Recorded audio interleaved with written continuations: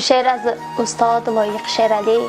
من عشق تو را کشتم، آخر به هزار اندوه من عشق تو را کشتم. صد قافله دردم را در دشت بلا کشتم.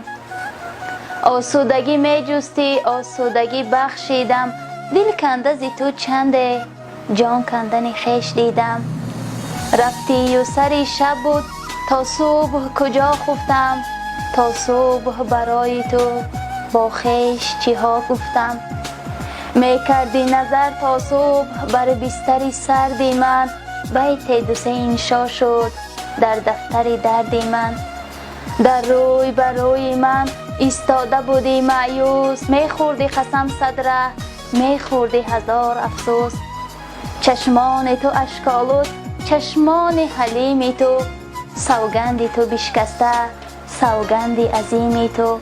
از شدت احساست دستان تو می لرزید، در راه نفس هر دم آواز تو می پیچید.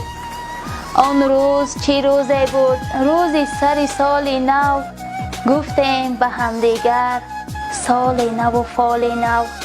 آن روز به جرم عشق جرم تو و من بگذشت، از سال نوم یک روز با درد کهن بگذشت.